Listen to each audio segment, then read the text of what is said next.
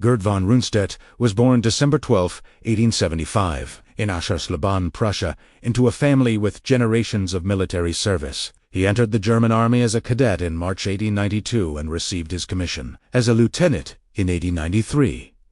By 1914, he held the rank of captain, serving on a corps staff. During World War I, 1914 to 1918, Rundstedt served primarily in staff positions rather than field command. According to German military records, he gained expertise in operational planning for large formations, logistics coordination, and staff procedures. He participated in campaigns on both the Western and Eastern fronts. His performance earned him reputation as a methodical, professionally competent staff officer. Following Germany's 1918 defeat, Rundstedt remained in the Reichswehr, 100,000-man professional army permitted under the Treaty of Versailles. He advanced through senior positions, commanding a cavalry division 1932, commanding Warkreis Terceiro, Military District 3, 1932 to 1938, and achieving the rank of Generaloberst, Colonel General, by 1938. When Adolf Hitler initiated territorial expansion in 1938-1939, Rundstedt commanded forces during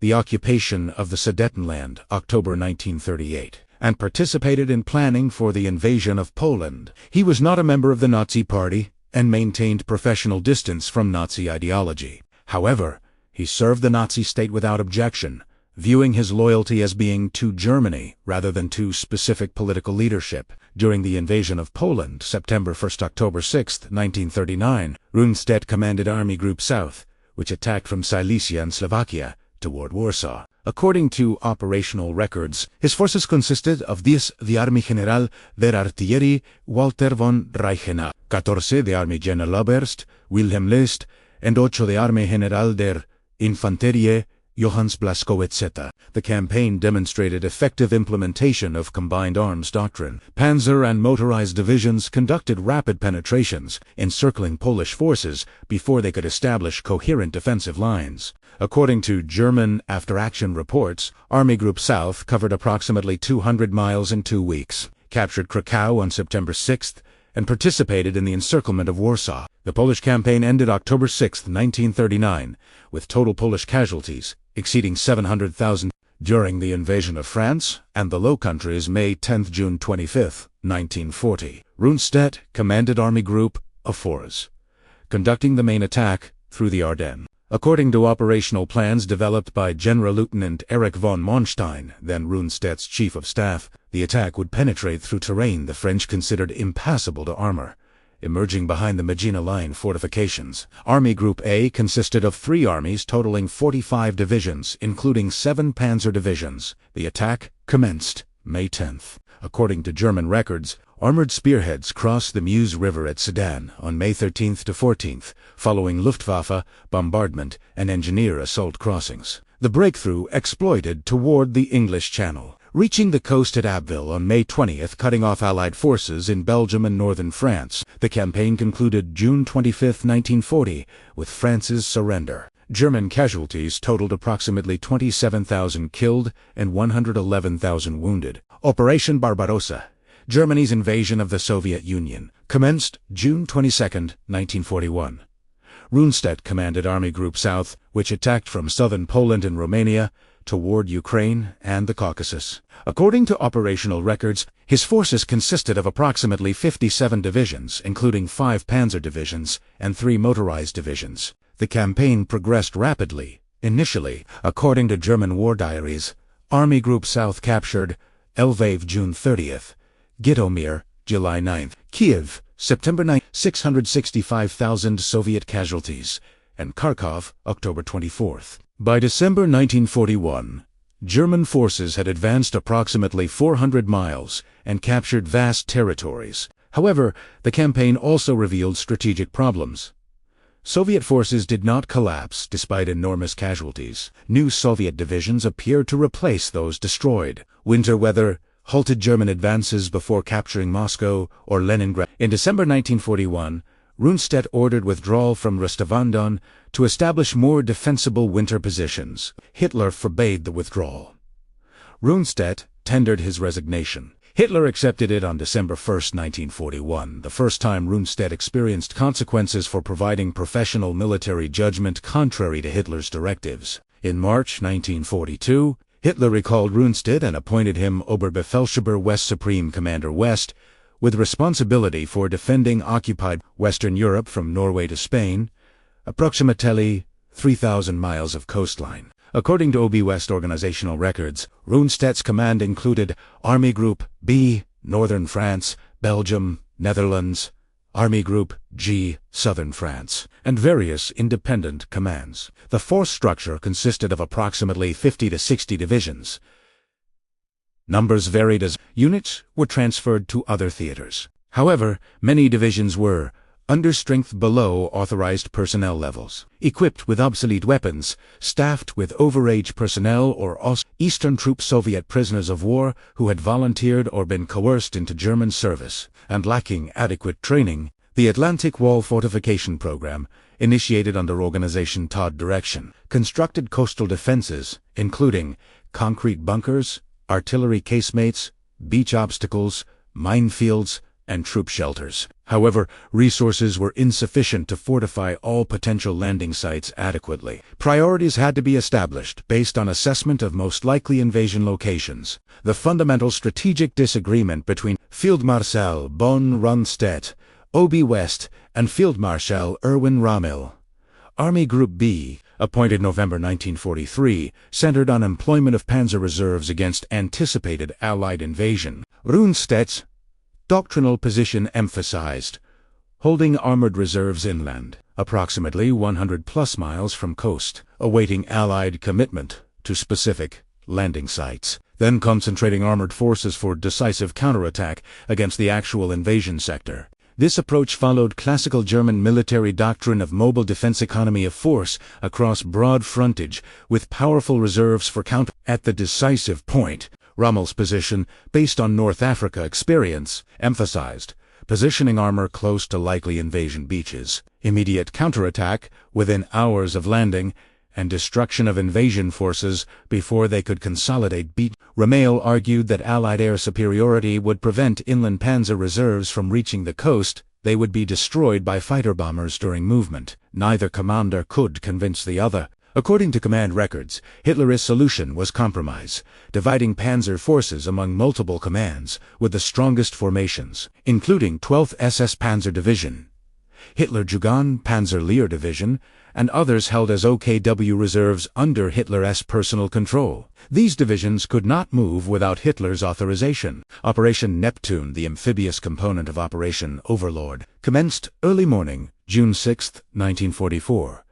Allied airborne operations began shortly after midnight, with approximately 23,000 paratroopers and glider infantry landing behind German coastal defenses. Amphibious landings commenced at 0630 hours on 5 beaches: Utah and Omaha U.S. forces, Gold, Juno, and Sword, British and Canadian forces. According to Allied operational records, first-day landings included approximately 156,000 personnel, supported by approximately 7,000 naval vessels and more than 11,000 aircraft sorties. German coastal defenses varied in effectiveness at Omaha Beach. The U.S. The 5th Corps suffered approximately 2,400 casualties against strong German 352nd Infantry Division resistance, while at Utah Beach, the U.S. The 7th Corps suffered only approximately 197 casualties. By evening June 6, Allied forces had established beachheads approximately 6 to 10 miles deep across a 50-mile front. German counterattacks had failed to eliminate any beachhead. The critical question was whether German panzer reserves would mount effective counterattacks before Allied forces consolidated their positions. German response to the D-Day landings was hampered by delayed recognition of invasion scale, command confusion about whether Normandy was the main attack or a diversion, and Hitler's retention of personal control over OKW panzer reserves. Rundstedt learned of the landings at approximately 0630 hours June 6. According to OB West records, he immediately requested authorization to commit OKW Panzer Reserve's 12th SS Panzer Division and Panzer Lehr Division. The request went to OKW headquarters, where Hitler was sleeping. Hitler's staff refused to wake him, having been instructed not to disturb his rest. Hitler finally received briefing on the invasion around noon June 6. Even then, he hesitated to commit reserves, believing based on Operation Fortitude, deception operations, that Normandy was a diversion, and the main attack would come at Patak. Authorization to move OKW Panzer reserves was not given until approximately 1,600 hours, nearly 10 hours after amphibious landings commenced. By the time panzer divisions began moving, Allied fighter bombers controlled the skies. According to unit records, Panzer Lehr Division lost 5 tanks, 84 half-tracks, and self-propelled guns. And Moritan 130 trucks to air attack during its approach marched before engaging Allied ground forces. The 21st Panzer Division, the only armored formation positioned close enough for immediate counterattack, launched attacks that briefly penetrated between British beachheads, but withdrew after losing 70 of 124 tanks. Following D-Day, German forces in Normandy entered a grinding attrition battle. According to OB West situation reports, German casualties June 6th to 30th totaled approximately 80,000 to 100,000 killed, wounded, missing. Replacement flow was approximately 10,000. Personnel 1/8 to 1/10 of losses. Major operations during this period included the American capture of Cherbourg June 19th to 27th, with final surrender June 29th. British operations toward Caen Operation Epsom, June 26th to 30th, achieving limited gains at high cost, and continuous small unit engagements, consuming German strength. German armored forces suffered disproportionate casualties. Panzer divisions intended as mobile reserves were committed piecemeal to defensive fighting. According to Panzer unit records, tank losses exceeded replacement capacity. Experienced crews killed or wounded could not be replaced with equivalent training levels. Allied air superiority prevented daylight movement and resupply. Naval gunfire destroyed positions near the coast. Rundstedt's operational assessments during this period consistently emphasized the impossibility of holding the front indefinitely against Allied material superiority. His reports to OKW described deteriorating force ratios and inadequate reinforcement.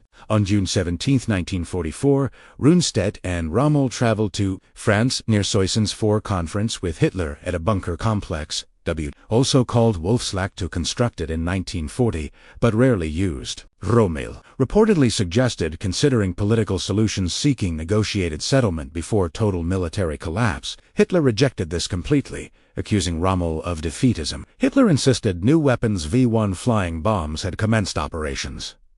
June 13th would change the strategic situation. The conference ended without strategic changes authorized. On June 29, 1944, Rundstedt and Rommel again conferred with Hitler.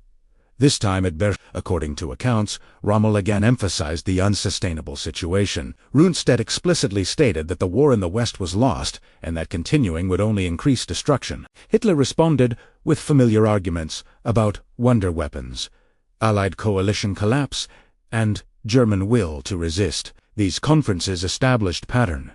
Field commanders providing professional assessments of unfavorable situations, Hitler rejecting these assessments and demanding continued resistance without providing means to achieve it. On July 1, 1944, German defenses around Cherbourg had completely collapsed. Final surrender June 29. British forces were preparing major offensive operations toward Caen. OKW had countermanded some of Rundstedt's tactical orders regarding panzer positioning near Caen. According to multiple accounts, Keitel telephoned Rundstedt at approximately 1740 hours, asking what should be done to stabilize the situation. Rundstedt's response variously reported as "make peace," "you fools," or "end the war," "you idiots," represented explicit statement that the strategic situation was irretrievable and that continued resistance would only increase destruction without changing the outcome. The statement was insubordinate by military protocol standards, but accurate by military professional standards. On July 2, 1944, Hitler issued Rundstedt's dismissal order. Field Marshal Gerd von Rundstedt was appointed as replacement Supreme Commander West. Official announcements attributed Rundstedt's departure to age 68 and health concerns. Rundstedt was ordered to await further assignment, effectively retired from active command. Following Rundstedt's dismissal, the Normandy situation deteriorated as he had predicted. Field Marshal von Rundstedt initially believed he could succeed where Rundstedt had failed, but rapidly reached identical conclusions about the impossibility of holding the front. Operation Cobra, U.S. First Army Breakout, offensive commenced July 25, 1944, following massive aerial bombardment. According to operational records, American forces achieved breakthrough and advanced rapidly through Brittany and toward the Seine River. Hitler ordered counterattack at Mortain Operation Lüttich, August 7th to 13th, attempting to cut off American spearheads. The counterattack failed completely. German forces attempted withdrawal through the Falaise Gap, August 12th to 21st. According to Allied estimates, approximately 50,000 German personnel were killed or captured in the Falaise pocket, with massive equipment losses. Paris was liberated, August 25, 1944.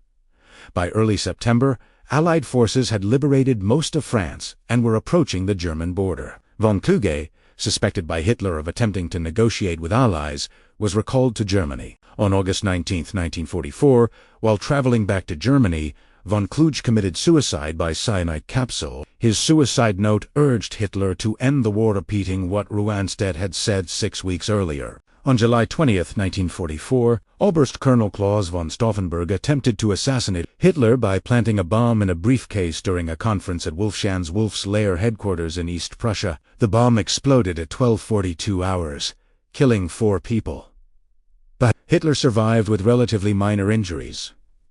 The heavy conference table had shielded him from the worst of the blast. The assassination attempt triggered massive Gestapo investigation and purge. According to post-war documentation, approximately 5,000 people were arrested in connection with the conspiracy, with approximately 200 executed. Stauffenberg was shot by firing squad the same evening. Other conspirators were hanged, often with piano wire, with some executions filmed for Hitler's viewing. Field Marshal Rommel was implicated through conspirators' testimony. Rather than face public trial, Rommel was given choice: suicide with cyanide with his family protected and reputation preserved, or trial before People's Court with certainty of execution and family persecution. On October 14, 1944, Rommel chose his suicide. Official announcement claimed he died of wounds from earlier strafing attack. He received state funeral with full military honors. The purge removed or intimidated many officers who had expressed doubts about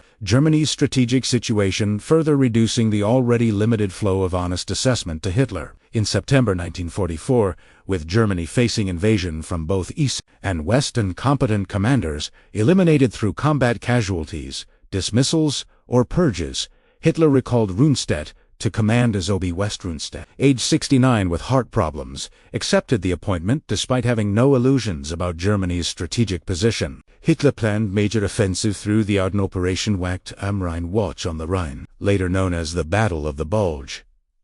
According to planning documents, objectives included recapture of Antwerp, cutting off Allied supply lines, destruction of multiple Allied armies, and forcing negotiated peace in the West. Rundstedt opposed the operation, arguing that allocated forces were insufficient for assigned objectives, fuel supplies were inadequate for sustained offensive, Luftwaffe could not provide sustained air support, and even if initial breakthrough succeeded, operations could not be sustained logistically. Rundstedt proposed alternative small solution, limited offensive with more achievable objectives. Hitler rejected this, insisting the full operation proceed as planned. The offensive commenced December 16, 1944, with approximately 30 divisions representing Germany's last substantial operational reserves. Initial surprise was complete, and significant penetrations were achieved. However, Rundstedt's logistical concerns proved accurate.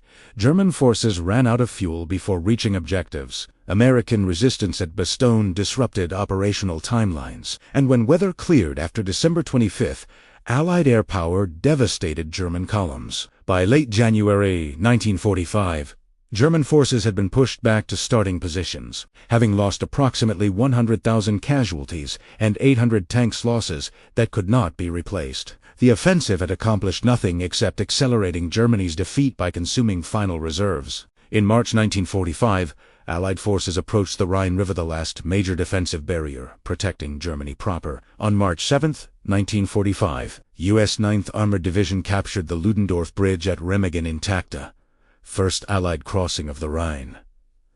Additional crossings followed rapidly at multiple points. Hitler, seeking scapegoats for the failure to destroy the Remagen Bridge, dismissed Rundstedt on March 10, 1945, effective March 11. Field Marshal Albert Kesslering replaced him as OB West. Rundstedt retired to his family, age 69 and in failing health. Germany surrendered unconditionally, May 8, 1945. With Hitler having committed suicide April 30, 1945. Rundstedt was captured by U.S. 36th Infantry Division on May 1, 1945, at Beachheads, Germany, where he was hospitalized for heart problems and leg ailments. He was held as prisoner of war and treated according to his rank. In January 1949, British authorities charged Rundstedt with war crimes primarily related to transmission of the Commander Order Hitler's October 8, 1942 directive ordering immediate execution of captured Allied commandos rather than POW treatment, and responsibility for executions of captured Allied personnel. The trial never occurred. Rundstedt's health deteriorated severely. He suffered heart problems and could not appear in court. British authorities concluded that prosecuting a dying elderly man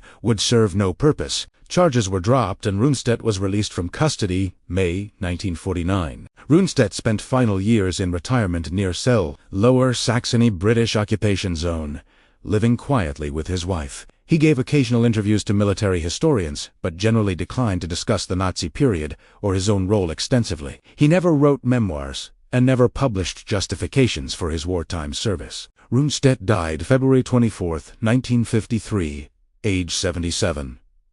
He was buried with military honors at Stacken Cemetery, Hanover. Approximately 2,000 mourners attended. His grave marker is simple, listing name, rank, and dates, without elaboration. The Wehrmacht command system under Hitler demonstrated systematic failure patterns when honest assessment was punished. According to post-war analysis and memoirs, the pattern included information flow, distortion, bad news was filtered, delayed, or suppressed as it moved up the chain of command. Officers who reported unfavorable situations accurately were accused of defeatism. Officers who provided optimistic assessments, regardless of accuracy, were retained and promoted. Reality disconnect. Senior leadership made decisions based on information optimized for psychological comfort rather than accuracy. Strategic planning was based on assumptions about enemy weakness, wonder weapons, effectiveness, and Allied coalition collapse assumptions unsupported by intelligence or operational results.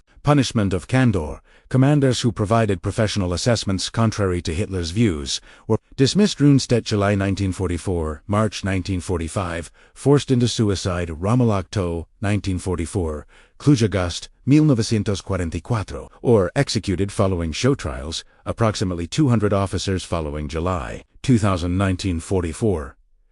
Investigation, delayed recognition. By the time leadership recognized accurate assessments as correct, opportunities for corrective action had passed. Rundstedt's July 1, 1944 assessment that the war in the West was lost proved continuing to fight for 10 additional months only increased destruction without changing the outcome. This pattern appears in various organizational failures throughout history. Corporations that punish managers for honest problem assessments, governments that marginalize officials who question established policy, and militaries that silence officers challenging accepted doctrine. In each case, short-term comfort from conformity creates long-term catastrophe when reality cannot be further denied.